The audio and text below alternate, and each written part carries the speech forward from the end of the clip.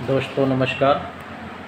मैं सूरजदीन विश्वकर्मा ठगी पीढ़ी जमाकर्ता परिवार तब जब संगठन साथियों, आज 24 मई 2024 में आज पुनः फिर आप लोगों के बीच में कुछ खास बात, विशेष जानकारी देने के लिए वीडियो के माध्यम से ही पूरी जानकारी दी जा सकती है। किसी के पास क्रमशः हम पहुंच नहीं सकते कि बारी बारी से पहुंच सकें या सभी लोगों को बाई फ़ोन जानकारी दे सकें, इसलिए माध्यम वीडियो अपनाया गया है।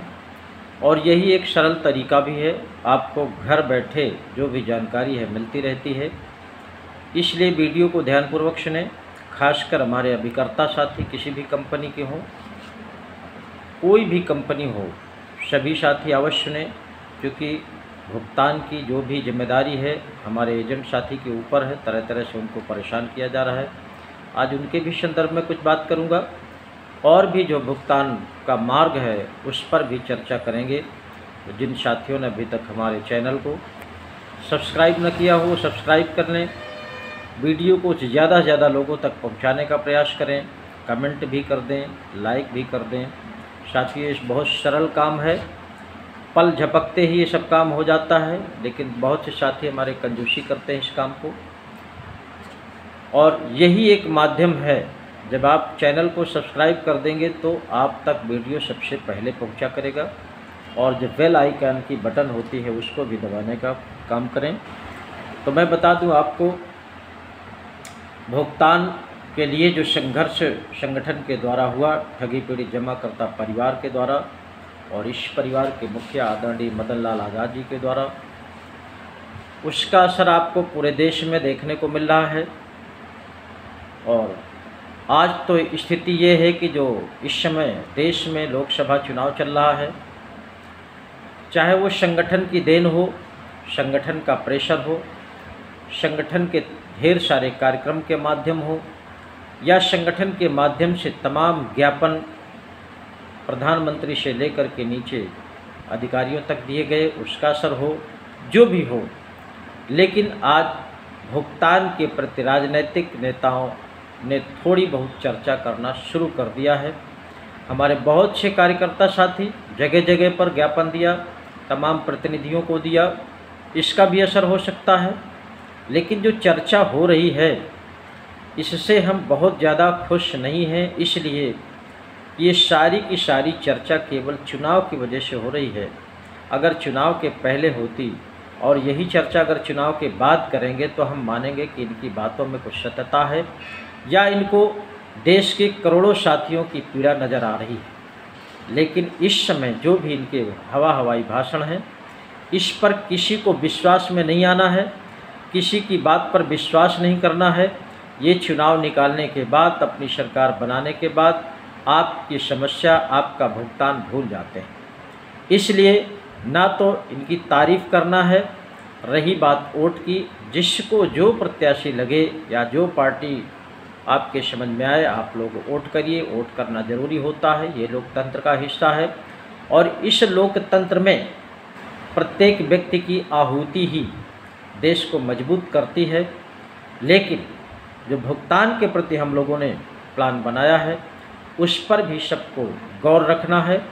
जो हमारे संगठन की तरफ से एक आंदोलन की रणनीति बन रही है, उस आंदोलन पर ही सबकी नज़र होनी चाहिए।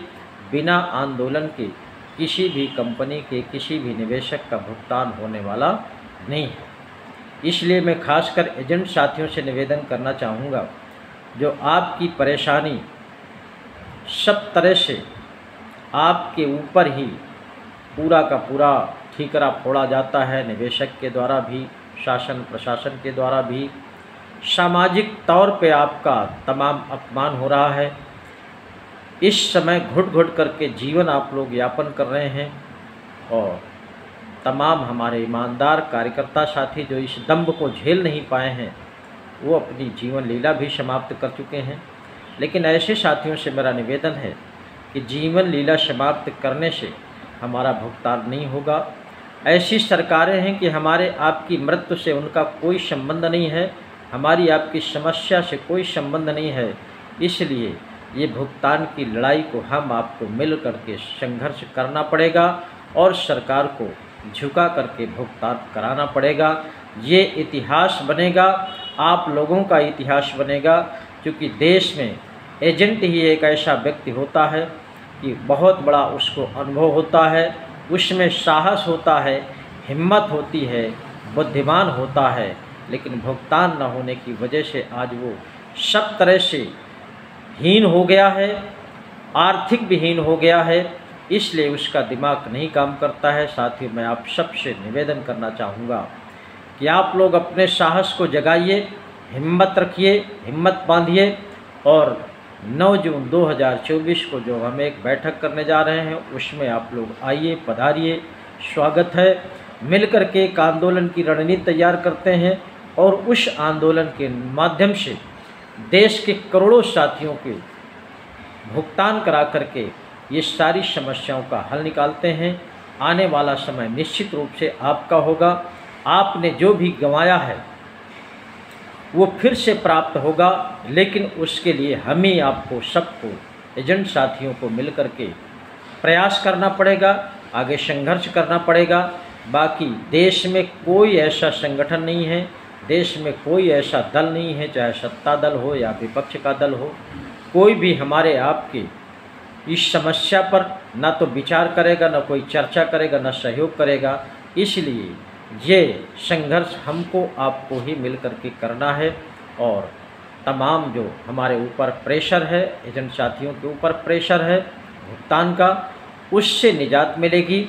और जो साथी आज आपको तमाम अपशब्दों का प्रयोग करके अपमानित करते हैं, एक ना एक दिन वही लोग आपकी इज्जत करेंगे, आपका सम्मान करेंगे, जिस समय भुगतान हो जाएगा फिर आपकी वाहवाही होगी समाज में। लेकिन इस इतिहास को बनाने के लिए हमको आपको ही आगे आना होगा। बाकी कोई भी ठगों के हाल आप देख रहे हैं, ठगों ने तो ऐसा लूट करके छोड़ दिया है कि वो किसी भी तरह से हमारे आपकी ना हित की बात करेंगे, ना कोई काम करेंगे। सरकार को जो करना चाहिए सरकार नहीं कर रही। तमाम संगठन जो दिन भर समाज सेवा का दम्भ भरते रहते हैं, झूठे प्रवचनों से अपनी वाहवाही लूटते रहते हैं, ऐसे लोग भी हमारी आपकी कोई सुनने वाले नहीं हैं। खासकर तो मैं कहूँगा मीडिया संस्थानों को, जो दूध का दूध पानी का पानी करने की बात करते हैं, तमाम ज्ञापन देने के बाद भी आज तक कोई भी देश का ना तो न्यूज़ चैनल, ना पेपर, कोई भी आपके भुगतान की समस्या को उजागर नहीं किया है, ना निकाला है। इसलिए किसी पर भी किसी को भरोसा करने की आवश्यकता नहीं है, मात्र केवल अपने आप पर भरोसा करिए और 9 जून को बैठ कर के रणनीति बनाते हैं, आंदोलन करके ही भुगतान लेंगे और इस ऐतिहासिक आंदोलन से ही आपका भी इतिहास बनेगा, देश में भी एक इतिहास बनेगा और संगठन का जो एक उद्देश्य है कि हम भुगतान भी लेंगे और इस पवित्र भारतवर्ष को ठग मुक्त बेईमान रहित राष्ट्र राज्य के रूप में स्थापित भी करेंगे। ये काम भी आप लोग कर सकते हैं, बाकी देश में कोई दूसरा करने वाला नहीं है। इसलिए आइए मिलते हैं और इस समस्या से निजात पाते हैं। जय हिंद, जय भारत।